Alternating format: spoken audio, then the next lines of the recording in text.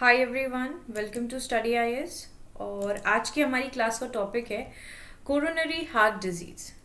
तो ये आपके जीएस पेपर नंबर 2 हेल्थ से रिलेटेड है and it is really very important. ठीक है, चलिए। तो जो आपका कोरोनरी हार्ट डिजीज़ है एक्चुअल में वो क्या है, किस चीज़ के बारे में यहाँ पर बात हो रही है। देखिए, आपको एक चीज़ समझ में आ गई होगी कि हार्ट डिजीज़ के बारे में बात हो रही है। अब क्या डिजीज़ है, इससे क्या होता है क्या नहीं होता, ये सारी चीज़ें हम लोग इस वीडियो में जानेंगे। But before heading towards the video, यहाँ पर हम लोग अनअकैडमी के बारे में बात कर लेते हैं। अगर आपको यहाँ पर अनअकैडमी का लेना है यूपीएससी का सब्सक्रिप्शन, तो देखिए अनअकैडमी दे रहा है आपको 20% का डिस्काउंट सब्सक्रिप्शन पे। ओके, तो यहाँ पर आप लोग जब भी कोड का इस्तेमाल करोगे, कोड क्या है, देखिए कोड है आपका AMS लाइव। जब भी आप लोग इस कोड का इस्तेमाल करोगे आपको मिल जाएगा 20% डिस्काउंट। ऑलराइट, सो यहाँ पर आप लोग इसका सब्सक्रिप्शन ले सकते हैं अनअकैडमी का। आरंभ बैच यहाँ पर आपका स्टार्ट हो रहा है 2024 के एग्जाम के लिए, so you can enrol into this. तो यहाँ पर आपका आरंभ बैच है जो कि 16 मार्च से स्टार्ट हो रहा है। आप लोग देख सकते हो कि जो भी सब्सक्रिप्शन के यहाँ पर जो कॉम्बोज हैं, प्राइजेस हैं, वो आप लोग यहाँ पर देख सकते हैं for the plus and for the iconic. Moving forward, आप लोगों के लिए स्टार्ट हो रहा है एक्सपीडिशन बैच, जो कि यहाँ पर 16 मार्च से स्टार्ट हो रहा है, which is an English batch जिसमें आप लोग एनरोल कर सकते हैं। ऑलराइट, आई होप ये चीज़ें क्लियर हो गई होंगी। Now let's start with the topic. अब देखिए, कोरोनरी हार्ट डिजीज जो है वो आपका हाल फिलहाल में न्यूज़ में रहा है बिकॉज ऑफ कार्डियोवैस्कुलर डिजीजेस, जो कि हाल फिलहाल में सबसे ज़्यादा कॉज कर रहे हैं डेथ वर्ल्ड वाइड। तो देखिए यहाँ पर heart attack and these are the things जो कि बहुत ज़्यादा हमें देखने को मिल रही हैं। ठीक है, सिर्फ अपने ही देश में नहीं, बाहरी देश में भी एक कॉज ऑफ कंसर्न है, यहाँ पर एक मेजर कंसर्न बन चुका है, जिस पर जो रिसर्चर्स हैं वो यहाँ पर रिसर्च कर रहे हैं कि what are the real cause, कि जिसकी वजह से हमें इतने ज़्यादा कार्डियोवैस्कुलर डिजीज़ जो है वो वर्ल्ड वाइड देखने को मिल रहे हैं। चलिए, तो देखिए कोरोनरी हार्ट डिजीज़ एक्चुअल में होता क्या है। देखिए, coronary heart disease short form में CHD, ये कंडीशन है जिसमें जो ब्लड वेसल्स हैं जो सप्लाई करती हैं हार्ट को with oxygen rich blood, they became narrow, ये नैरो हो जाती हैं due to the buildup of fatty deposit. अगर वहां पर आपका फैटी डिपॉजिट जो है वो बिल्डअप हो जाए तो क्या हो जाती है, नैरो हो जाती है, और जो सप्लाई है आपके हार्ट को ऑक्सीजन रिच ब्लड की वो यहाँ पर नहीं पहुंच पाती है। ठीक है, तो ये जो डिपॉजिट्स हैं these are plaques and these are inside the arteries, जिसकी वजह से एक ब्लॉकेज हमें देखने को मिलता है। और ओवर द टाइम ये जो डिपॉजिट है ये धीरे धीरे करके हार्ड होता जाता है। ठीक है, अगर एक जगह आप कचरा भरते जाओगे तो जाहिर सी बात है कि वो धीरे धीरे आपका जमा होते होते काफ़ी कड़क या हार्ड हो जाएगा। ठीक है, तो उसी हिसाब से ये जो डिपॉजिट है वो टाइम टू टाइम हार्डन होता जाता है और जो आपकी आर्टरीज हैं वो नैरो होती जाती हैं, जिसकी वजह से जो ब्लड फ्लो है, जो हार्ट की तरफ आपका ब्लड फ्लो जा रहा है, वो यहाँ पर कम होता जाता है, जिसकी वजह से हमें हद से ज़्यादा इश्यूज जो है वो देखने को मिल रहे हैं। ठीक है, तो आई होप आप लोग ये पर्टिकुलर चीज़ समझ गए होंगे कि जो आपका कोरोनरी हार्ट डिजीज है इट्स अ कंडीशन जिसमें क्या होता है कि आपकी ब्लड वेसल्स जो हैं जो सप्लाई करती हैं हार्ट को ऑक्सीजन रिच ब्लड, वो यहाँ पर नैरो हो जाती हैं।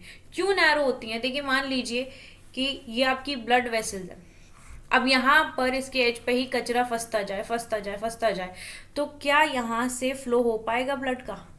आप खुद सोचिए, ये जगह है, ये आपका हार्ट है, यहाँ पर जाना है।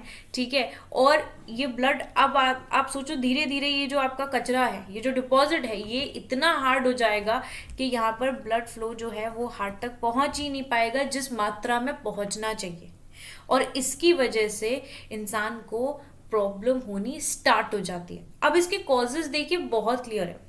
आजकल जिस हिसाब से हम लोगों के पास काम है या हमारा जो खाने पीने का हिसाब है, क्योंकि हेल्दी डाइट तो हम लोग यहाँ पर ले नहीं रहे हैं, बहुत सारे लोग लेते भी हैं क्योंकि they are aware of this thing कि भाई अगर नहीं लेंगे तो क्या क्या यहाँ पर हमें परेशानी हो सकती है, जैसे बहुत अत्यधिक लेवल में कोलेस्ट्रॉल वगैरह, ये सारी चीज़ें बढ़ना। तो अनहेल्दी लाइफस्टाइल जो है वो आपको इन सारी चीज़ों के बहुत नज़दीक ले जाता है। ठीक है, अनहेल्दी लाइफस्टाइल से बहुत सारे डिजीज़ होते हैं, सिर्फ यही नहीं। तो हमें अपना सबसे पहली चीज़ क्या है कि हमें अपना लाइफस्टाइल को सुधारना पड़ेगा।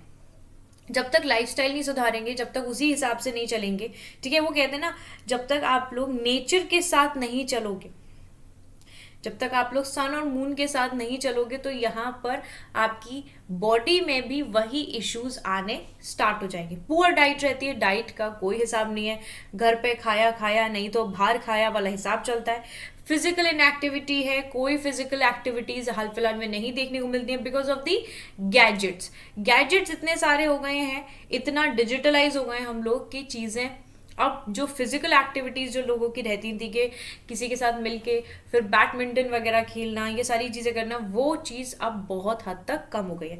टोबैको का यूज़, अल्कोहल का यूज़ इतना ज़्यादा बढ़ गया है, एक हार्मफुल लेवल तक ये यहाँ पर बढ़ता जा रहा है, जो कि सबसे बड़ा कंट्रीब्यूटर है आपके कोरोनरी हार्ट डिजीज में। अगर लोग यही सारी चीज़ें समझ जाएं तो यहाँ तक बात पहुंचेगी नहीं। डैमेज हार्ट टिश्यूज जो हैं that can never be regrown in humans. जितने भी आपके डैमेज हार्ट टिश्यूज रहते हैं उनको दोबारा से रीग्रो नहीं किया जा सकता, and the only option is to undergo heart transplant. ठीक है, और बहुत सारे ऐसे लोग हैं जो कि ये हार्ट ट्रांसप्लांट अफोर्ड भी नहीं कर पाते।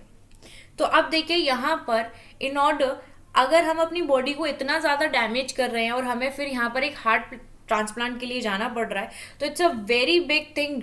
आपके पॉकेट पे भी अच्छा खासा इसका असर पड़ेगा। उससे बेटर ये चीज़ नहीं है कि हम सबसे पहली चीज़ रखें कि अपने अनहेल्दी लाइफस्टाइल को ये हटा के हेल्दी लाइफस्टाइल की तरफ मूव कर जाए। एक प्रॉपर डाइट लें, उसी हिसाब से उठें, उसी हिसाब से अपनी डाइट लें और एक्टिविटीज़ को अपनी लाइफ में 4 गुना बढ़ा दें। 2 आपका काम है, बट 1 या 2 घंटे, अगर आप 1 या 2 घंटे भी बहुत होते हैं, अगर लोग 30 मिनट भी अपने लिए अपनी किसी एक्टिविटी के लिए निकाल लेते हैं तो that is also a very big thing for your body. और इतना कष्ट तो हम अपनी बॉडी के लिए कर ही सकते हैं। अगर हम इतना कष्ट अपनी बॉडी के लिए उठाएंगे तो जाहिर सी बात है कि हमारी बॉडी भी जो है वो हमारे लिए एक बेटर एक बेटरमेंट शो करेगी।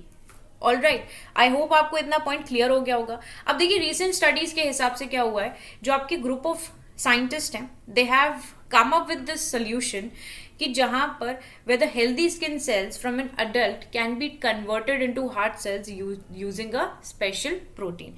तो ये जो कन्वर्टिंग सेल्स है from one form to another, इसको हम बोलते हैं सेल्यूलर रीप्रोग्रामिंग। क्या बोलते हैं हम इसे? सेल्यूलर रीप्रोग्रामिंग, जो कि इन्वॉल्व करती है स्पेसिफिक प्रोटीन्स को, जिन्हें हम लोग यहाँ पर ट्रांसक्रिप्शन फैक्टर बोलते हैं, जो कि आपका ऑल्टर है, which alter the expression of genes, ठीक है, विद इन अ सेल।